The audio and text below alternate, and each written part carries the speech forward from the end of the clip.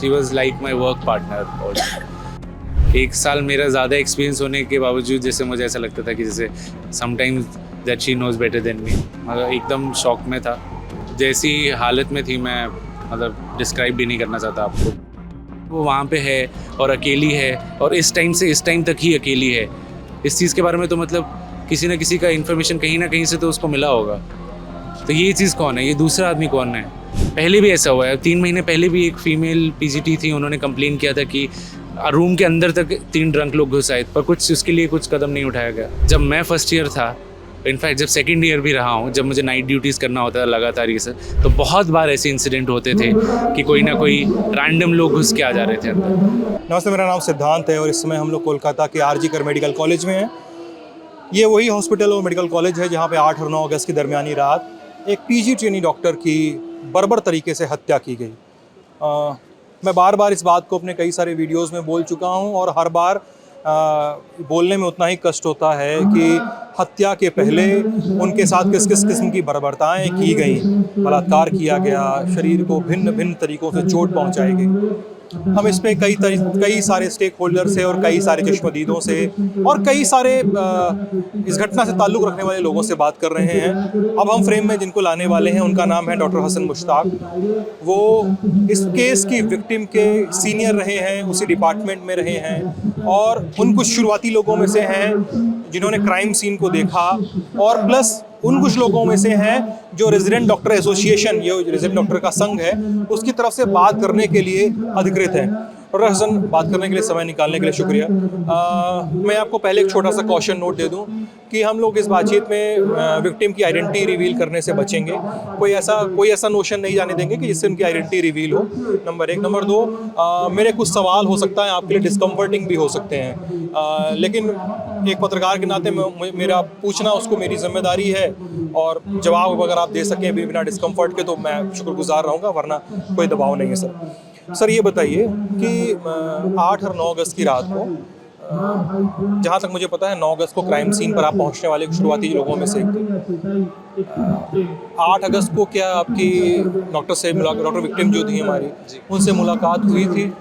मेरी उनसे मुलाकात, क्या मैं उनका यूनिट का ही सीनियर हूँ, तो उस दिन हम लोगों का एड डे रहता है। एड डे का मतलब ये होता है कि उस यूनिट के ही अंदर चेस्ट मेडिसिन के अंदर जो भी पेशेंट्स होंगे वो भर्ती होंगे, ओपीडी से लेके इमरजेंसी से लेके सब कुछ।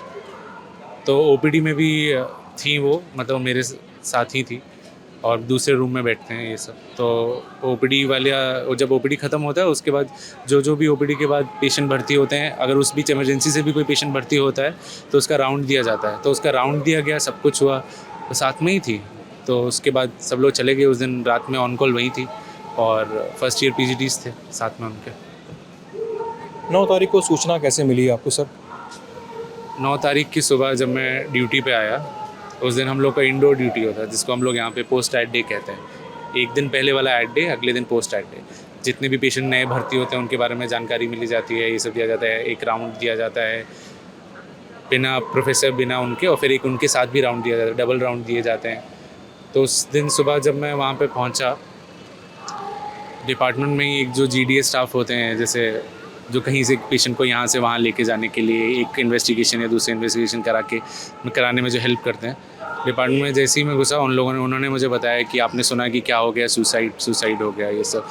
तो मैं कुछ, और वो भी बहुत ज़्यादा मतलब शॉक लग रहा था। तो उस टाइम पे मुझे ये लगा कि शायद किसी पेशेंट ने सुसाइड कर लिया, इस चीज़ के लिए वो बोल रहे हैं। और मैं जब गया, देखा कि सब लोग, उन्होंने बोला कि सेमिनार रूम में किसी ने सुसाइड किया है, ऐसा। तो जब मैं सेमिनार रूम में गया तो वहाँ पे बाकी और भी पीजीटीज़ थे, फर्स्ट ईयर वाले पीजीटीज़, मतलब ये ट्रेनीज़ थे, और एक प्रोफेसर थे, और ये सब लोग थे। और वो लोग रो रहे थे, और जब मैंने उनसे पूछा क्या हुआ, वो लोग भी नहीं बोल पा रहे थे। वो लोग सिर्फ बोल पा रहे थे, विक्टिम का नाम ले रहे थे, विक्टिम का नाम ले रहे थे बार बार, और रो रहे थे। और फिर मैंने जाके देखा कि जहाँ पे भी वो सो रही थी, जहाँ पे भी रात में रही होंगी, वहाँ पे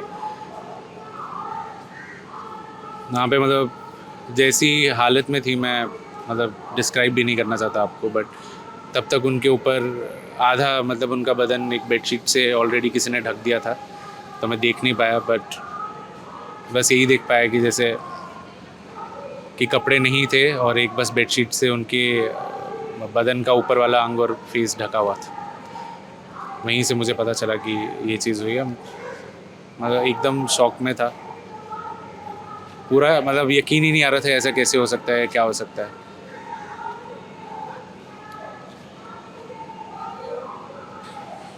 आप लोगों को, आप ठीक है, पानी चाहिए आपको? नहीं, आप लोगों को शुरुआत में ये सूचना मिली थी कि सुसाइड का केस है। शुरुआती जो सूचना थी, शुरुआती सूचनाएं अक्सर जल्दबाजी में या गलत सूचनाओं के आधार पर दे दी जाती हैं। जब आप पहुँचे सेमिनार हॉल में, तो सेमिनार हॉल में जब आप देखे तो आपको क्या लगा कि ये सुसाइड है या मर्डर हो चुका है या मर्डर है का केस है? क्राइम सीन में पहुँचे तो did it look like suicide और डिड इट लुक नहीं, लाइक मतलब जब मैंने देखा तो मतलब आई डोंट थिंक कि कल तक भी ऐसा कुछ था या ऐसा कुछ रीज़न था कि जैसे सुसाइड किया जाए या सुसाइड हो। और बॉडी का कंडीशन मैंने तो सिर्फ पैर ही देख पाया, मतलब पैर या लाते जैसे जैसे वही देख पाया और कुछ तो देख नहीं पाया था। तो मैं तो एकदम शॉक में था, मुझे समझ ही नहीं आया कि ये क्या हुआ है। All I know was that there was a dead person lying in front of me. उनके घर वाले आए, मैं कल उनके घर वालों से मिला, कल उनका इंटरव्यू लिया। उनके रिलेटिव्स ने डेड बॉडी के जो चीज़ कहना Please. चाहूँगा, मैं ये चीज़ कहना चाहूँगा कि जब when I came back to my senses, या जब मैं थोड़ा शांत हुआ, जब मैं बाकी लोगों से पूछा कि क्या हुआ, कैसे हुआ, ये सब सारी चीज़ें, उसके बाद जो लोग थे जिन्होंने भी सबसे पहले देखा था, फर्स्ट ईयर पीजीटीज थे, उन्होंने जैसे डिस्क्राइब किया कि जैसे कि क्या था, और उनकी डिस्क्रिप्शन के बाद से मुझे लगा कि जैसे दिस इज़ नॉट सुसाइड। जिस कंडीशन में बॉडी थी उससे लगा कि दिस इज़ नॉट सुसाइड। हम लोग भी डॉक्टर्स हैं, वी नो कि क्या हो सकता है, बट जैसा उन्होंने एक्सप्लेन किया उससे लगा कि दिस इज़ नॉट सुसाइड। कैसी थी वो पढ़ाई लिखाई में, अपने रोज़मर्रा के जीवन में, जो कि अपने घर से रोज़ यहाँ पे हॉस्टल में तो रहती नहीं थी। 3-4 महीने पहले उन्होंने कार खरीदी थी और रोज़ घर से अपना यहाँ अप डाउन कर दी थी। जब भी ड्यूटी रही 36 घंटे 24 आवर जो भी ड्यूटी रहती होगी, कैसी थी वो पढ़ाई लिखाई सब कुछ? She was a brilliant student, बहुत ज़्यादा ब्रिलियंट। इनफैक्ट मतलब मैं उसका सीनियर हूँ, पर मैं यही कहूँगा कि जैसे कितनी बार वो मुझसे भी बेटर थी। 1 साल मेरा ज़्यादा एक्सपीरियंस होने के बावजूद जैसे मुझे ऐसा लगता था कि जैसे sometimes that she knows better than me and she is awesome, मतलब at that. She was very knowledgeable, very bright.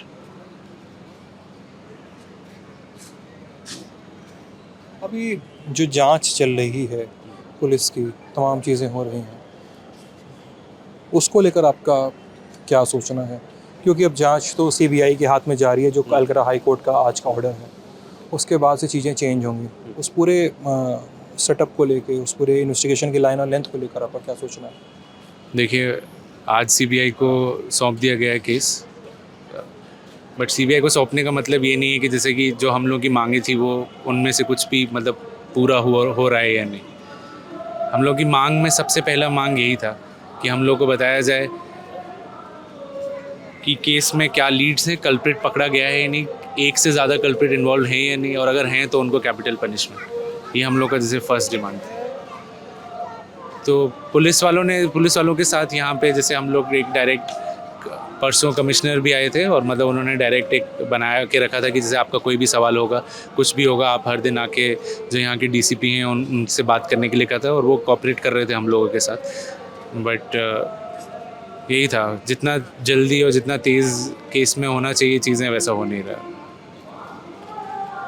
What do you feel? What do your institution says कि कितने लोग इन्वॉल्व थे, एक या एक से ज़्यादा? देखिए, सबसे पहले तो जब ये घटना घटी उसके बाद सब लोग, हर एक लोगों ने एकदम मतलब बकवास फैलाना स्टार्ट कर दिया। मतलब in fact being doctors were also not sensitive, like कि क्या है, मतलब जस्ट बॉडी को एक द ग्रूसम डिटेल्स, बॉडी को बॉडी की तरह डील करना। बॉडी की तरह डील करना, और जैसे सब कुछ जैसे कि ये हुआ वो हुआ, किसी को कुछ आइडिया नहीं है, सब लोग कुछ भी बोले जा रहे हैं, जिसको कभी देखा भी नहीं, जो इसमें इन्वॉल्व भी नहीं, किसी दूर तक पता नहीं कहाँ सोशल मीडिया का क्या पोस्ट पढ़ के आगे क्या क्या फैला रहा है, क्या क्या ये सारी चीज़ें कर रहे हैं। तो वो बहुत ही एक ख़राब चीज़ थी। बाकी मुझे तो बस यही लग रहा है कि जैसे जितना भी है कि इन लोगों को, आप बोल रहे थे इन्वॉल्वमेंट, एक से ज़्यादा लोगों की इन्वॉल्वमेंट, तो किसी भी तरीके का इन्वॉल्वमेंट हो सकता है ना। जैसे पुलिस कह रही है कि उन्होंने जिसको पकड़ा है, जैसे जो भी है वो ये सब, क्या पता जैसे उस एक्ट में, उस पूरी चीज़ में जैसे एक आदमी इन्वॉल्व हो, पर जैसे वो किसके एक्सेस से ऊपर गया, फैसिलिटेटेड, हाँ, किसी ने उसको इन्फॉर्मेशन दी कि इस टाइम से इस टाइम तक जैसे कोई वहाँ पे नहीं होगा, वो अकेली होंगी, ये सब होगा। ऐसा तो यूजुअली होता नहीं है। दैट वाज मतलब एक जस्ट बहुत रेयर इंसिडेंट कि जैसे वो वहाँ पे है और अकेली है और इस टाइम से इस टाइम तक ही अकेली है। इस चीज़ के बारे में तो मतलब किसी न किसी का इन्फॉर्मेशन कहीं ना कहीं से तो उसको मिला होगा। तो ये चीज़ कौन है, ये दूसरा आदमी कौन है? ये हम पुलिस को कह रहे हैं कि हम लोग का एक बेसिक जो सबसे वो सवाल है कि आप सबसे पहले ये पता लगाइए कि ठीक है, अगर हम मान भी लें जिसको आपने पकड़ा है वही कल्प्रेट है, उसकी किसी ने मदद की, कोई और भी है जैसे जो इसमें इन्वॉल्व है। हम लोग का यही मतलब जो फर्स्ट डिमांड की जो सब डिमांड्स हैं उसमें बीच में एक ये डिमांड है, और अभी तक जैसे किसी ने इसका आंसर नहीं दिया। उन लोगों ने कोई भी लीड्स हम लोग को नहीं बताया इससे रिलेटेड। वो लोग भी यही बोल रहे हैं कि चल रही है जांच, चल रही है जांच, चल रही है। एक जो बंदा जो एक्यूज़ पकड़ा गया है उसके बारे में कहा जा रहा है कि वो सिविक क्या था, सिविक वॉलंटियर था, और सिविक वॉलंटियर को वो पुलिस के साथ साथ पूरे हॉस्पिटल का एक्सेस था। क्या आप लोगों ने पहले उसको कभी अस्पताल में देखा, कभी पहले अस्पताल में आते जाते, कभी इस तरह से चीज़ों को डील करते, किसी मौके पे पहले कभी देखा, और उसके रोल को लेकर आपको कभी सुबह ना हुआ हो? देखिए, ये काफ़ी इंपॉर्टेंट पॉइंट आपने बोला है। मैंने तो उनको नहीं देखा है, जैसे जो भी जिसको भी पकड़ा गया है उसको मैंने फ़ोटो देख के तो मैं नहीं पहचान पाया हूँ कि कभी पहले आया है या मैंने कभी इसको देखा हो। पर ये एक चीज़ जो कि बहुत टाइम से यहाँ पे चल रहा है, यहाँ पे सिक्योरिटी नाम का कुछ नहीं है। जब मैं फर्स्ट ईयर था, इनफैक्ट जब सेकंड ईयर भी रहा हूँ, जब मुझे नाइट ड्यूटीज़ करना होता था लगातार ये सब, तो बहुत बार ऐसे इंसिडेंट होते थे कि कोई ना कोई रैंडम लोग घुस के आ जा रहे थे अंदर, या फिर पेशेंट के अगर जो अटेंडेंट्स हैं, बहुत सारे अटेंडेंट्स घुस के आ गए जिनका शायद कभी कुछ लेना देना भी नहीं है पेशेंट के साथ। रात के 3 बजे 4 बजे हम लोग तो ड्यूटी के चक्कर में जगे रहते हैं, ये सब वार्ड में देख रहे होते हैं, तब रैंडम लोग, बहुत लोगों का आना जाना ऐसे लगा रहता था। हर बार सिक्योरिटी को बोल के हटाया जाता था, पर हर बार ऐसा नहीं है कि ये फर्स्ट ब्रीच है किसी एक उसका। पहले भी ऐसा हुआ है, 3 महीने पहले भी एक फीमेल पीजीटी थी, उन्होंने कंप्लेन किया था कि रूम के अंदर तक 3 ड्रंक लोग घुस आए थे जो बोल के कि पेशेंट के अटेंडेंट हैं या क्या है। तो ये कंटिन्यूसली ये चल ही रहा था, और इसको लेके बात भी चल रही थी, पर कुछ उसके लिए कुछ कदम नहीं उठाया गया। और रही बात इन सब चीज़ों की, ऐसा यूजुअली सिविक वॉलंटियर यूजुअली ऐसा करते हैं कि पेशेंट्स लेकर आते हैं। अगर किसी का कहीं एक्सीडेंट हो गया, कुछ ये हो गया, तो पेशेंट पार्टी के साथ उनका मदद करने के लिए लेकर आते हैं। तो शायद उनको पर जितने भी सिविक वॉलंटियर जिनका भी आना जाना लगा रहता होगा, तो वो इंफ्रास्ट्रक्चर से तो उनको पता है कि कौन सा डिपार्टमेंट कहाँ है, कि कौन सी चीज़ कहाँ है। तो इस चीज़ के लिए जैसे इट्स क्वाइट पॉसिबल। आपकी और बाकी डिमांड्स क्या हैं? हम लोगों ने कल ही एक बहुत सारे अलग अलग मेडिकल कॉलेज वेस्ट बंगाल के रिप्रेजेंटेटिव आए थे, और एक जनरल बॉडी ने मिलके जैसे एक डिसीजन लिया है। उसमें मैं आपको पूरा उसका जो भी है PDF आपके साथ शेयर कर सकता हूँ, या फिर आपको प्रिंट आउट भी होगा तो मैं आपको बता दूंगा कि क्या क्या है। उसमें बहुत सारी डिमांड्स हैं हम लोग। Sure, thank you doctor Mushtaq. और ये बातचीत आप लोगों ने टॉप पे दिख रहे थे, हम इस मुद्दे की कवरेज जारी रखेंगे, बने रहिएगा। बहुत बहुत शुक्रिया।